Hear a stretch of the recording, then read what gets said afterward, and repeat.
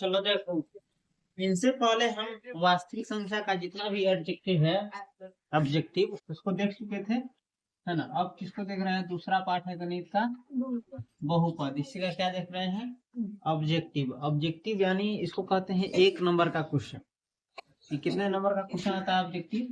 एगो प्रश्न एक नंबर का, समझ गया। देखो इसमें सबसे पहला प्रश्न क्या है? रैखिक बहुपद के शून्यक की संख्या होती है। तो ये मात्र ऑब्जेक्टिव है, याद रख लेना। रैखिक बहुपद कहते हैं जिसका पावर एक हो, समझ गया। रैखिक बहुपद का शून्य कितना होता है? एक। बस हो गया, और कुछ नहीं।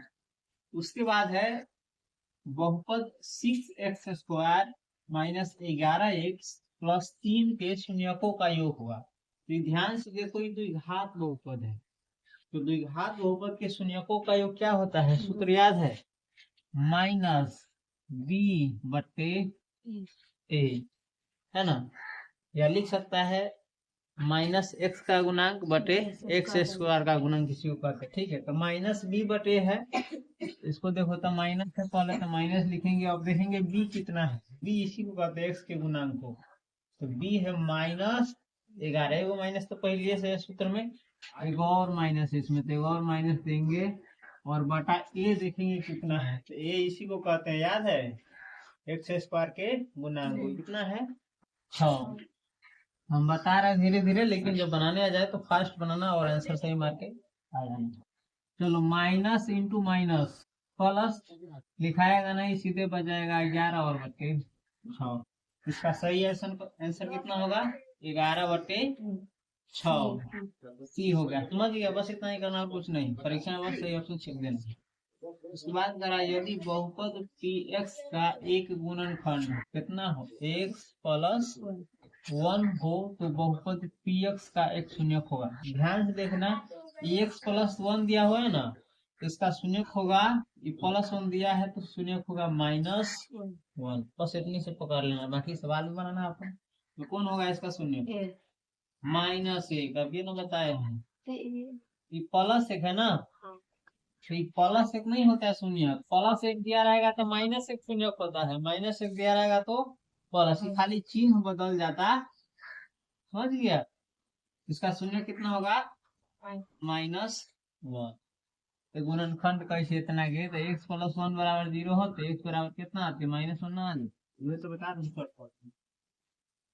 इसके बाद चौथा क्वेश्चन है, यदि अल्फा एवं बीटा बहुपद x² माइनस 3x प्लस 5 के शून्यक हो तो अल्फा प्लस बीटा का मान होगा। देखो तो फिर द्विघात बहुपद दिया हुआ है ना, आई शून्यक रहता है अल्फा बीटा, तो शून्यकों का मान हो, यानी शून्य योग है, तो शून्यकों का योग क्या होता है द्विघात बहुपद में?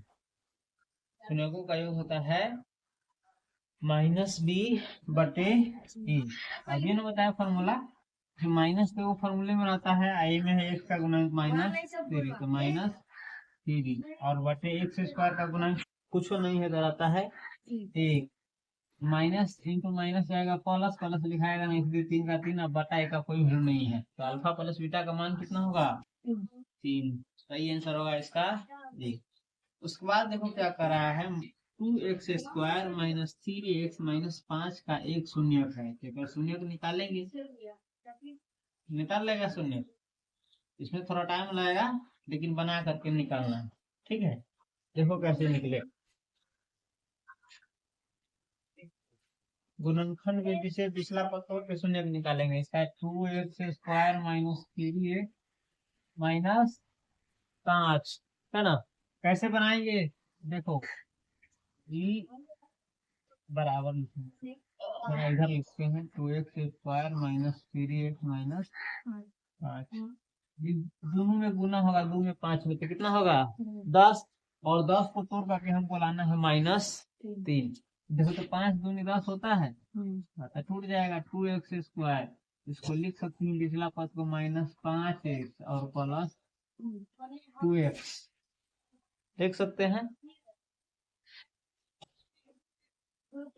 -5 गुने 2 करेंगे तो हो जाएगा -10। हमारा पूरा है, -5 गुने 10 खुल गया, और -5 और प्लस 2, यानी -5 और प्लस 2 होता है -3। ये भी हमारा खुल गया, और डायरेक्ट बना देंगे। 2x² है, ये दोनों में कॉमन ले आएगा कौन चीज है?